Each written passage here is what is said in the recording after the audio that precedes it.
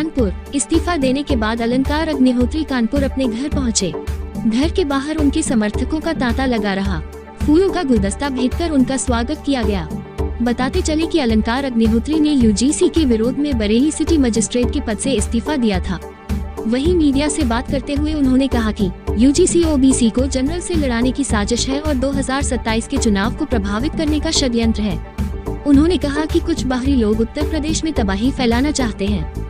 उन्होंने आरोप लगाते हुए कहा कि पीएम मोदी और गृह मंत्री अमित शाह विघटनकारी मानसिकता के साथ काम कर रहे हैं। बाइट अलंकार अग्निहोत्री।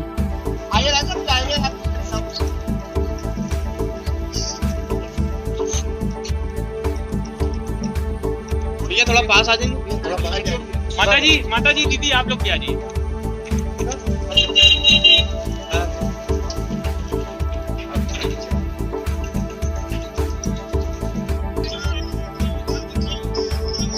अभी तक बोल रहे हैं, पहले सब शांत बैठे सब लोग शांत बैठे हुए थे।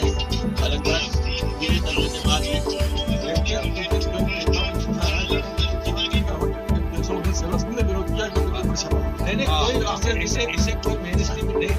गंभीर बात है। इस तरीके का जो आपने प्रयास किया कहाँ तक जाएगा, क्या इस नहीं, ये देखिए यूजीसी का जो रेगुलेशन है वो रोल बैक हो चुका है, नोटिस जारी की गई है। अब ये किसी भी रूप में माननीय जो सुप्रीम कोर्ट को समझ में आ गया है, कभी भी ये किसी भी रूप में लागू नहीं हो सकता। सर, जिस तरीके से आपने इस्तीफा दिया था तो आपको किस तरीके से प्रदेश के जो ब्राह्मण संगठन से जुड़े लोग या जगन्नाथ कॉलोनी के लोग हैं, किस तरीके से नहीं, इसमें प्रदेश के ब्राह्मण संगठन, सवर्ण संगठन और बाद में जब ओबीसी जो समाज को समझ में आया कि ये विघटनकारी है, ये ओबीसी को जनरल से लड़ाने की साजिश है, ये 2027 में चुनाव को प्रभावित करने की साजिश है। जब लोगों को समझ में आया कि ये बाहरी और अपनेपन की लड़ाई है, ये कुछ बाहरी लोग आकर हमारे अपने प्रदेश में तबाही फैलाना चाहते हैं सिर्फ इसलिए कि वोट बैंक या कुछ प्रॉफिट शेयर मिल जाए। ये लोग कंपनी के रूप में नहीं काम करते हैं। इनका हमारे उत्तर प्रदेश के लोगों से कोई लगाव नहीं है। अगर ये लगाव होता तो इस तरीके के विघटनकारी यूजीसी रेगुलेशन को पास नहीं करते। और इतना विरोध हो रहा था, इनमें इतना भी शर्म नहीं थी कि माननीय कलराज मिश्र जी खुद ने उन्होंने बोला असंवैधानिक है। तो ये नकारा, ये हमारे निकम्मे, ये अकलमंड, ये जो बैठे हुए हैं दिल्ली में, जो ये क्या कर रहे थे, क्या असंवैधानिक एक रेगुलेशन को लागू कर दी। अगर आपके माननीय कलराज मिश्र जी ने समझा दिया तो क्या आप लोग उसके बाद भी नहीं जागे थे? सुप्रीम कोर्ट से निर्णय लेना पड़ा। इसका मतलब आप साजिशन ये काम कर रहे थे। आप सोच रहे थे किसी भी तरीके से ये रेगुलेशन लागू हो जाए और यहाँ उत्तर प्रदेश में वोट बैंकों का OBC versus general versus SC versus ST बंटवारा हो और ये करंट एस्टेब्लिशमेंट को गिरा सके।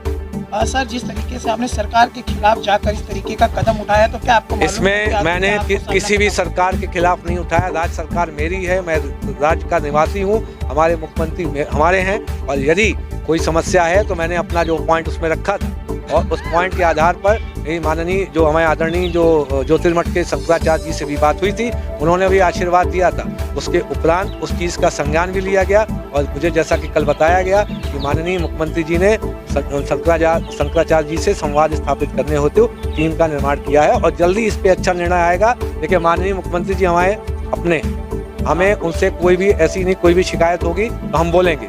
मेन हमारा जो इस्तीफा है, अब देखेंगे यूजीसी रेगुलेशन जो 2026 जो 13 जनवरी 2026 को भारत सरकार द्वारा देश तोड़ने के लिए, राज्य को तोड़ने के लिए, राज्य में हिंदू को भी एससी एसटी ओबीसी जनरल में आपस में लड़ाने के लिए लागू किया गया था। ये जो दो लोग बैठे हैं इसमें हमारे जो अभी फिलहाल करंट एस्टेब्लिशमेंट जो अगर अभी माननीय कह सकते हैं भारत के माननीय प्रधानमंत्री जो हमारे नरेंद्र मोदी जी और भारत के जो गृह मंत्री अमित शाह जी, ये दोनों विघटनकारी ताकतों के और मानसिकता के साथ काम कर रहे हैं। ये एक तरीके से पहले जैसे ईस्ट इंडिया कंपनी आई थी, ये वेस्ट इंडिया कंपनी के प्रतिनिधि के तौर पे काम कर रहे हैं और पूरे देश में जहाँ जहाँ सरकार बन रही है वहाँ के बजट का एक हिस्सा, खास हिस्सा ये लूट के शिफ्ट कर रहे हैं वेस्ट इंडिया कंपनी। आगे की रणनीति क्या? आगे की रणनीति जो है एक नियत तिथि आएगी। सबसे पहले देश का एक और काला कानून है, वो है SC/ST एक्ट। उस SC/ST एक्ट को रिपील करना होगा, सरकार को ये वापस लेना होगा।